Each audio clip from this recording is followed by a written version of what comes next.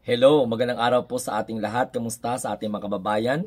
From Luzon, Visayas, and Mindanao, naway nasa mabuti kayong kalagayan. Kung kayo po ay bago sa ating Munting Tinig channel, huwag kalimutan mag-share, mag-like, and subscribe. And don't forget also to click the notification bell para lagi kayong updated every time na mag-upload po tayo ng mga videos.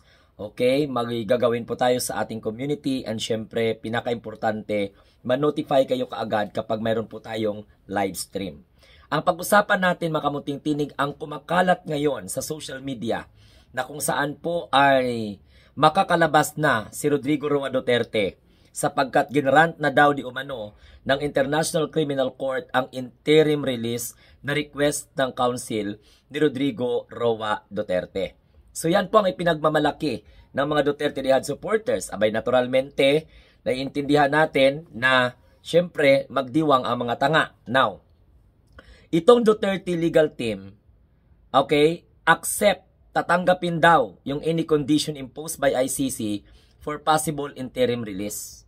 Yan pa lang po yung balita ha, possible interim release. Now, given na mag-grant ang interim release ni Rodrigo Roa Duterte, tama ba naman na sabihin ng mga DDS na pag makalabas na ang Tatay Digong nila, yan ang simula ng pagbagsak ng Marcos administration? So ano pala mga kamunting tinig ang gusto nitong mga Duterte na ito? Palabasin lang si Rodrigo Duterte sa kulungan para lang pabagsakin ang Pangulong Bongbong Marcos. Para hindi naman yata tama. Now, ito mo mga DDS, gusto ko lang ipaalam sa inyo na itong mga ganitong klaseng principle, ito ang nakakapahamak kay Tatay Rodrigo ninyo. Hindi nyo ba naiintindihan? Dahil tanga kayo at wala kayong alam, salita lang kayo ng salita sa social media. Habang ang abogado ng tatay ninyo nahihirapan kung paano po kumbinsihin ang ICC judge na payagan po na makalabas pansamantala ang tatay ninyong Birdugo sa kulungan ng ICC. Pero ano ang ginagawa ninyo? Iba. Very misleading. Hindi ba dapat maging masaya lang kayo dahil makalabas naman ang tatay ninyo? Kasi kami wala naman kaming pakialam eh. Makalabas si Digong o hindi, okay na sa amin. Wala namang problema. At lalong-lalo na wag niyong idamay ang Marcos administration dahil unang-una, wala na pong kapangyarihan ang Marcos administration para po i-impluwensyahan kung ano ang maging desisyon ng International Criminal Court. So balik tayo dito mga kamunting tinig. Kakapasok lamang po na balita na itong Duterte legal team na pinangunahan ni Kaufman, tatanggapin di umano kahit na anumang kondisyon na ipapataw ng ICC para sa posibleng pansamantalang paglabas ng tatay ninyo na si Rodrigo Roa Duterte. So klaro-klaro po yun ha. Dahil ang dating Pangulo na Panggulo na ngayon na si Rodrigo Roa Duterte sa pamamagitan ng kanyang legal counsel, ito na po ang kanilang sinasabi. Na handa po silang tanggapin, tatalimain at susundin kung anuman ang magiging kondisyones na ipapataw ng ICC kapag halimbawa po mapagbigyan ang kanilang release, ang kanilang request na interim release. Dahil po sa kanilang bagong filing, itong defense counsel na si Nicholas Kaufman, ang nakapangalan po ni General Torre, na kung saan ay nung mga nakaraan, inutusan ni Rodrigo Roa Duterte na i-pursue o ipaglaban, gawin ang lahat ng paraan para po na mag-grant ang request nila na interim release. Okay? So, bago yan, ngayong hapon lang, ang dami naman po mga post na nag-grant daw ang interim release ni Rodrigo Roa Duterte pero hindi po sa Pilipinas. So, patuloy tayo dito, no? Para mapagbigyan ang kahilingan ng Duterte Defense Counsel sa ICC judge or sa ICC court, nagkaroon po sila ng mga tinatawag na mga proposal. Naghain sila ng mga proposal na kung saan i-apply doon ang mga kondisyones para mapagbigyan ang kanilang request na interim release or pansamantalang kalayaan habang dinidinig ang kanyang kaso. Habang wala pa po schedule ng kanyang interim, yung kanyang tinatawag na confirmation of charges sapagkat ayun na nga, nag-request itong legal counsel na si Kaufman na ipagpaliban muna. So pero ito po ang mga maliwanag, mga kamunting tinig na kung saan ilan po sa mga kanilang mga kondisyones. Okay? Kabilang dyan ay yung tinatawag na residence in a third country. Na pwede siyang manirahan doon sa third country na a-accept sa kanya. Na kasama din po sa mga kondisyones yung travel restriction na pwede ding i-monitor anumang gawain ni Rodrigo Roa Duterte pansamantala ng kanyang paglaya. Pagkatapos dapat yung ICC daw mapagbigyan ang kanilang hinihiling na temporary freedom habang dinidinig ang kanyang kaso, habang nakapending pa yung ibang mga pandinig na yon. So ito namang International Criminal Court pre-trial chamber, sa kasalukuyan nire-review po, pinag-aaralan, okay, kung ano po ang veracity degree ng defense request. Hindi naman po basta-basta yan na i-grant kaagad without reviewing, without analyzing and studying the content of the request. So kasunod po yan, mga kamunting tinig, ng desisyon, no, para hingiin yung input from both the host state, okay, ano pa yung host state? The Netherlands, and a third party na maaari pong magpakita ng willingness to host Rodrigo Roa Duterte habang ang ilang mga kaso remains pending. So yun yung kanilang gusto. So yung chamber had what we call this initially expected, no, to confirm charges by November 2025. May nasagap tayo na balita na last week of November, kasi di ba nakaschedule po dapat yan September 23, 2025, kaya lamang po hindi po natuloy. Okay, ngunit with the hearing now postponed indefinitely, the court is what they called weighing whether continued detentions, okay, remains necessary.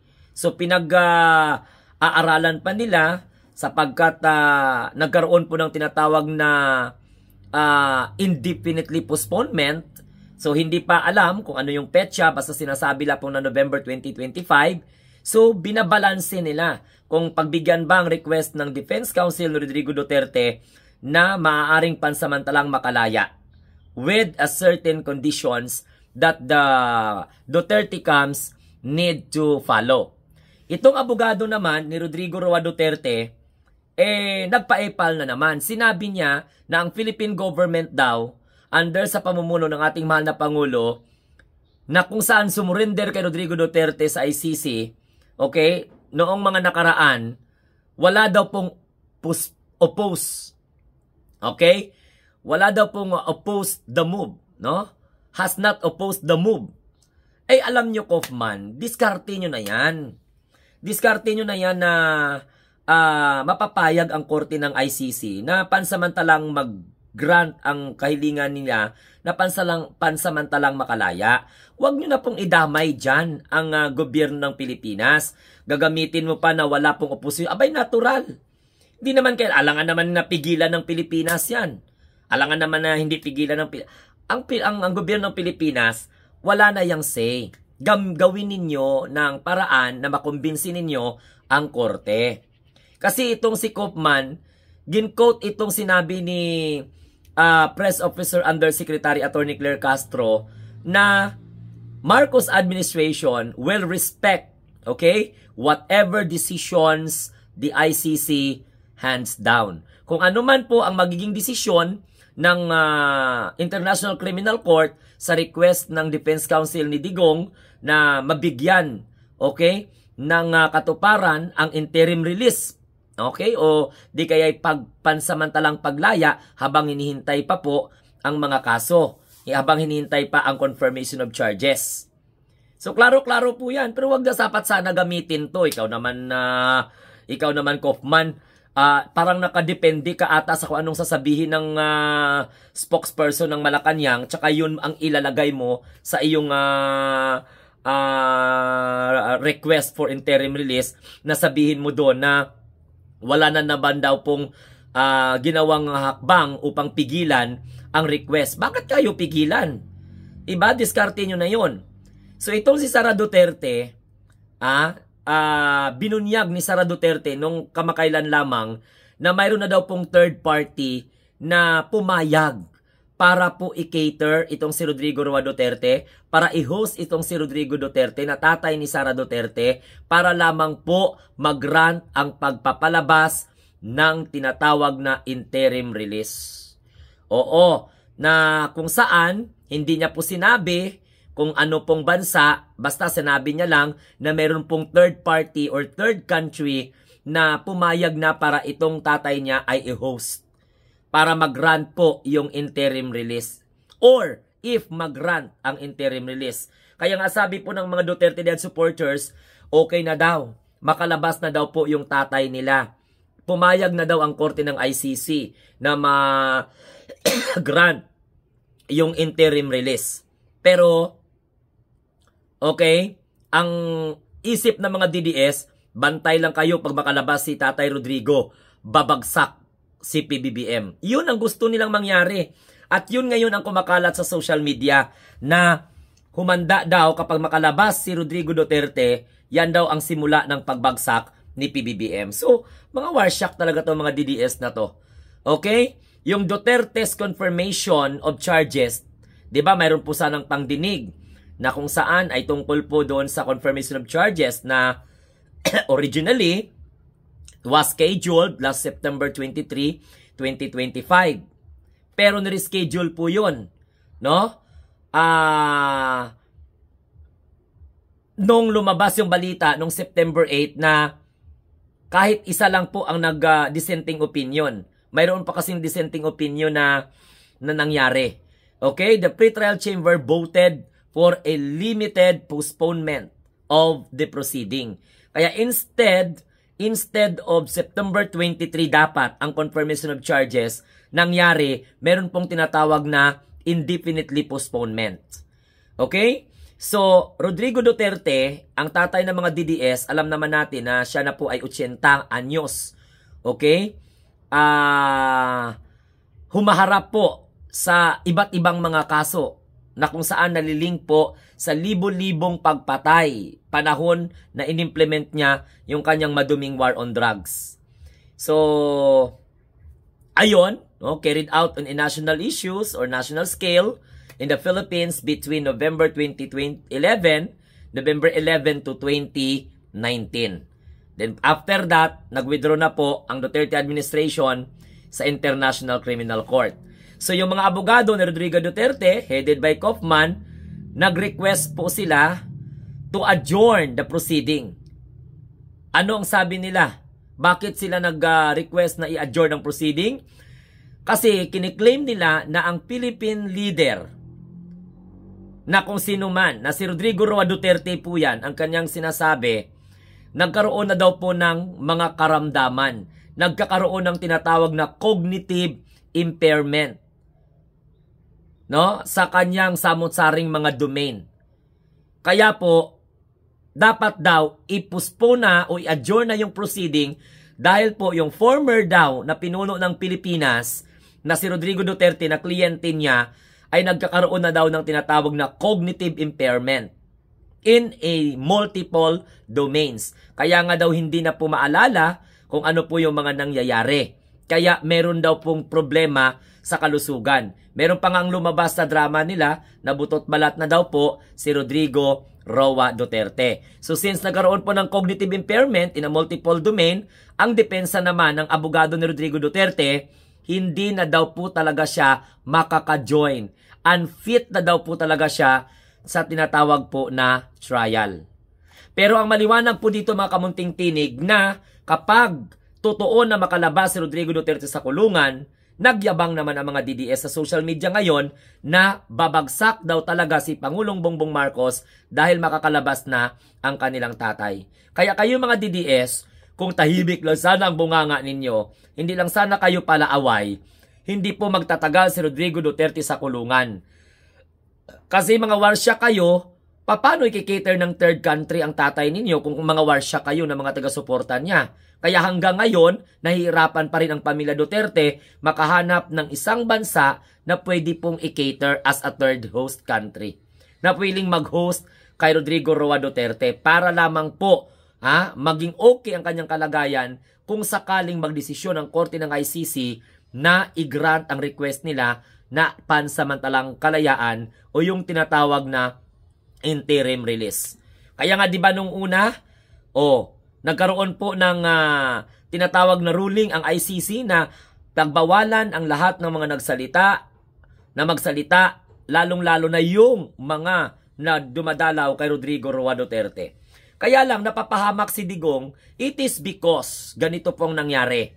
Kayo mismo nagsasabi na babagsak ang Marcos administration pag makalabas si Rodrigo Duterte. So banta siya sa tinatawag po na seguridad ng ating bansa kung nagkaganon. Kaya nabigyan po ninyo ng pagkakataon na hindi po mag-grant ang kanyang interim release agad-agad.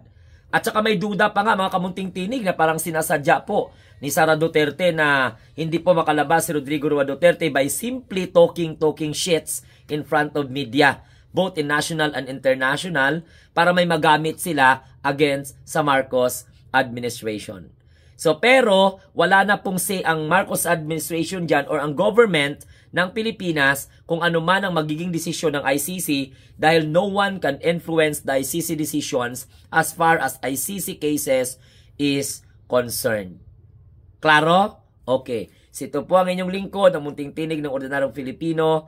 Salamat at nais ko lang pong sabihin na tayo po, huwag kalimutan, ay ang mga bagong Pilipino sa bagong Pilipinas. So kung kayo ay bago sa ating munting tinig channel, don't forget to click notification for you to be notified. And don't forget also to share, like, and subscribe. Happy 185,000 subscribers sa atin pong lahat at naway madagdagan pa po tayo dito sa ating community. Maraming salamat and adios.